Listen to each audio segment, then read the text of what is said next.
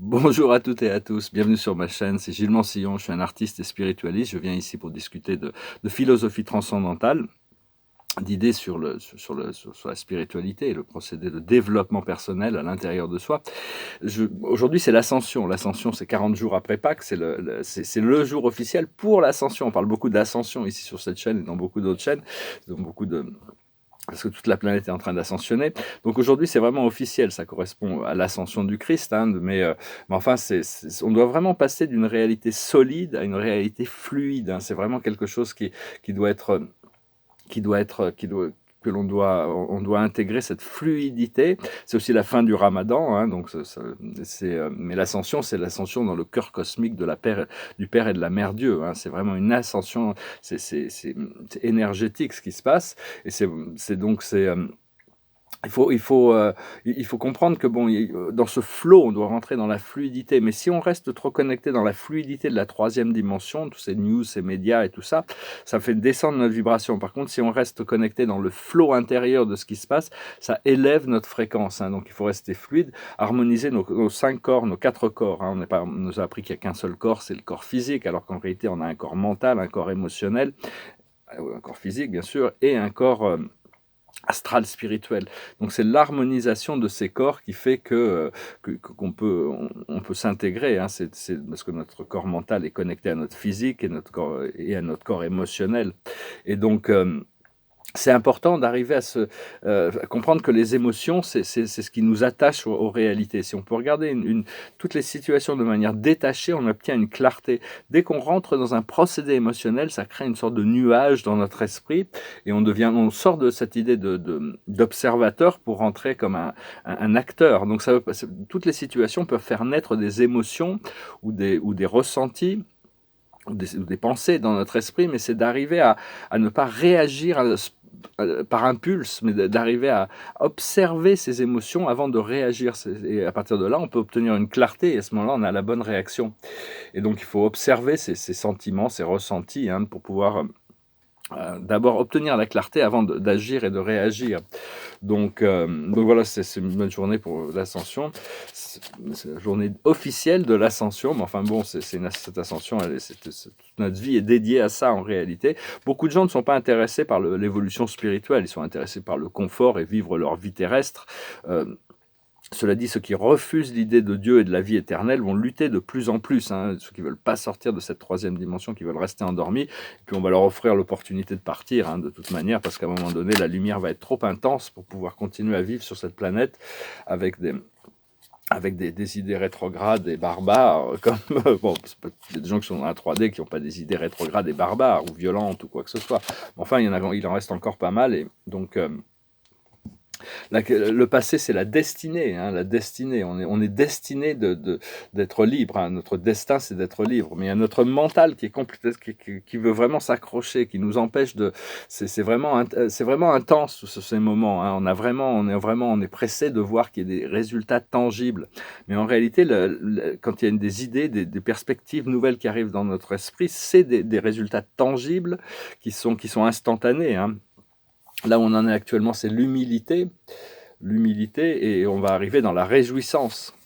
Parce que par exemple, ce matin, la première pensée qui m'est venue dans l'esprit, c'est que je suis libre. Alors moi, mon esprit mental a dit oui, je suis libre de choisir d'avoir un café allongé ou un café serré. Mais sinon, ma sphère de liberté est assez limitée. Mais ça, c'est l'esprit mental qui a besoin de toujours réduire les choses.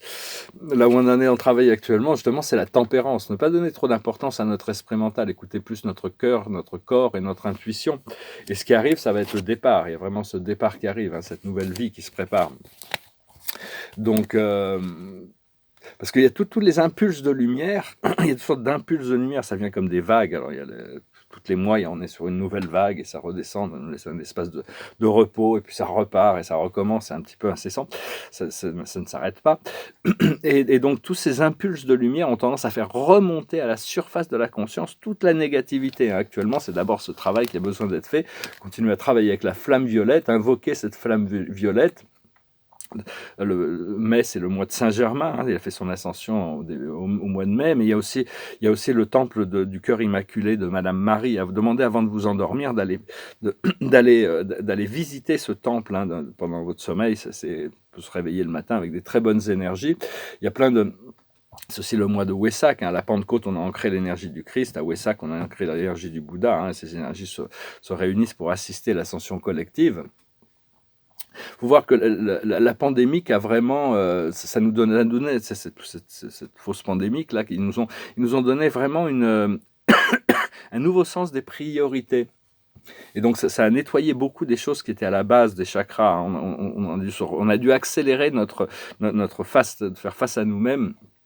Et donc, mais enfin bon, maintenant on comprend l'évolution spirituelle, même pas forcément, mais enfin tout le monde est plus ou moins forcé, poussé à évoluer spirituellement, même si ça nous fait sortir de nos zones de confort, donc on n'aime pas ça, on a des objectifs qu'on ne peut pas atteindre à cause des restrictions actuelles, donc l'ego a un petit peu besoin, mais ça nous aide à accélérer ce programme et donc, où on s'accroche à des vieux dogmes du passé, où on accepte une nouvelle vérité qui est présente dans le présent, hein, une nouvelle création, plutôt que trouver des moyens de maintenir l'ancien. C'est vraiment...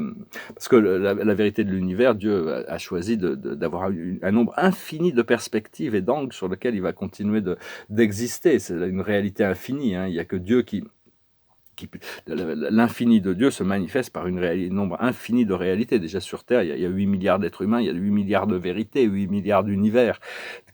On est tous chacun dans notre propre bulle, dans notre propre univers. Et bon, après ça, il y a des milliards et des milliards d'anges d'esprits qui supervisent la planète. Et il y a des milliards de planètes dans l'univers. Tout ça, on apprendra ça plus tard. Mais donc, parce que tout ce qui est expansion de la conscience, pour revenir là-dessus, c'est vraiment toutes ces choses qui viennent à nous, c'est vraiment des manifestations instantanées. Donc il faut vraiment pas oublier ces choses qui se passent, donner d'importance ce qui se passe pendant nos rêves et notre méditation. C'est des choses importantes, hein, à se souvenir, hein, les rêves et les méditations. Ça vient de je parle de rêves et d'énergie où on se sent vraiment libre, où on se sent dans notre pouvoir, où on voit on se sent vivant, on a ces ressentis, hein. Faut vraiment pas les oublier. Il faut essayer de s'en souvenir le plus possible pour rester bien connecté à ces choses, à ces mémoires, ces énergies qui nous sont données de notre moi supérieur. Donc voilà, je tirerai quelques cartes encore. La plus haute sagesse, c'est la connaissance profonde, hein. On continue à laisser se dérouler cette révélation à travers notre intuition, se connecter à notre moi intérieur. Ce qu'il faut comprendre, c'est couper du bois, hein, continuer à se préparer notre corps physique et nettoyer notre corps mental pour cette accélération des énergies. Ce qu'il faut faire, c'est le lait et le miel, continuer à goûter, à goûter aux meilleures choses de la vie, hein. Vraiment, c'est peut-être un avant-goût sur ce qui arrive, hein. Et l'aboutissant, ça va être la paix. On va pouvoir se sentir en paix, on va pouvoir se sentir bien. Et donc, ça va être assez agréable de pouvoir... parce qu'on a tous envie de voir des résultats un peu tangibles par rapport à notre évolution personnelle, mais aussi par rapport à déplacer toute cette tyrannie. Et donc, on peut faire cette invocation dès maintenant, parce qu'à cause du libre arbitre, tout a été permis. Et donc, maintenant, on peut faire cette affirmation. Nous ne permettons plus aux forces sombres la permission d'utiliser et d'abuser la planète et de l'humanité. Nous demandons à leur retrait immédiat au nom du Créateur suprême, qu'il en soit ainsi, et il en est ainsi. Il ne peut plus y avoir maintenant notre libre arbitre doit se déterminer en demandant cette liberté au Créateur suprême, ne plus jouer le rôle de victime où on accepte la tyrannie, hein, toutes ces formes de tyrannie. On doit accepter de demander de retourner à la source pour guérison et une mise à jour, hein. On a toujours cette source, la source elle est toujours là, donc on peut toujours le demander, même si c'est au-delà de notre conscience, notre intention de le faire. Et donc, savoir qu'on enseigne énormément juste en étant nous-mêmes, hein, de plus en plus, même si bon, tout le monde ne va pas nous comprendre, éventuellement, ils vont y venir, hein, petit à petit, toutes ces nouvelles idées, tout le monde va comme plus en plus va les accepter quand ça sera leur moment. Il faut vraiment chercher et trouver Dieu, hein, il est là, hein, de toute manière, Dieu, être suprême, la vie dans sa forme la plus brillante, hein, disons. Parce que bon, Dieu est toute chose, mais bon, on la représente dans ce qui est la plus belle émotion, la plus haute pensée, la chose, l'énergie la plus libérée, la plus belle. C'est toujours comme ça que Dieu se positionne dans cette position pour nous ramener à la source.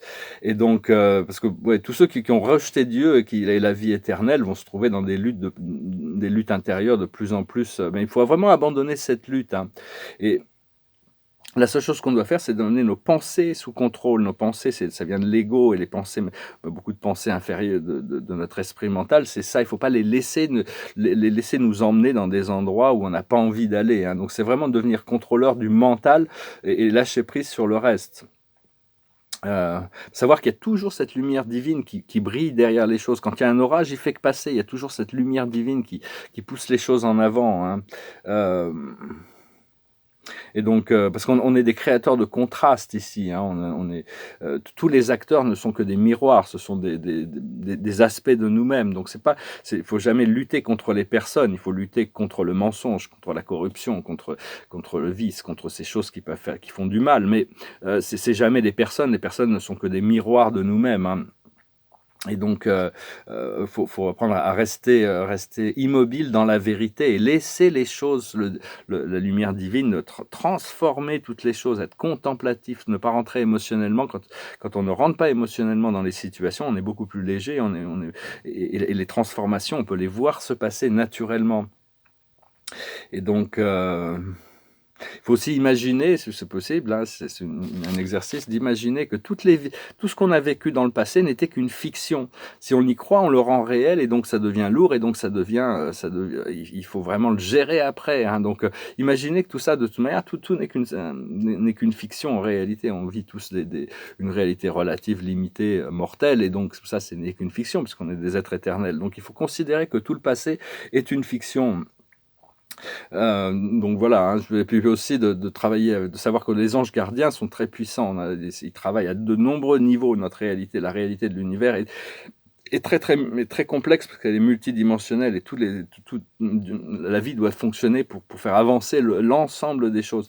Donc selon si on a une vieille âme ou une jeune âme, on n'a pas les mêmes anges gardiens et donc elles n'ont pas les mêmes fonctions. Et notre ange gardien travaille beaucoup plus avec notre âme qu'avec notre ego, hein. Donc, puis des fois, elle doit travailler avec les anges gardiens des autres personnes avec qui les autres âmes pour voir comment arranger les choses. Mais enfin bon, ils sont beaucoup plus forts pour travailler ensemble que nous ici-bas, hein, des fois. Donc voilà, je venais vous saluer aujourd'hui, je vais me lancer dans une chanson qui me passait par la tête, que j'ai jamais chantée, qui n'est pas forcément facile à chanter, mais elle me passait par la tête, alors je vais me lancer. Et puis, c'est une sorte d'invitation au voyage, c'est une chanson de Billy May, it goes like this. Come fly with me, come fly, let's fly away.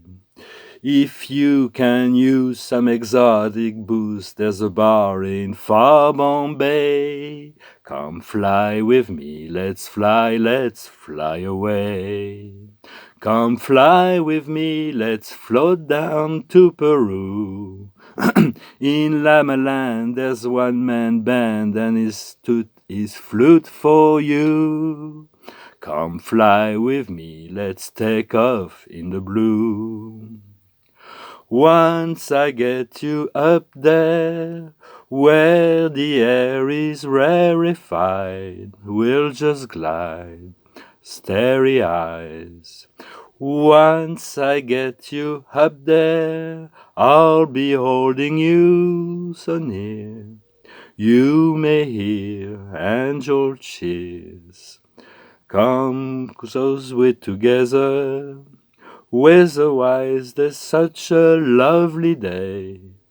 Just say the words and we'll beat the birds down to Acapulco Bay.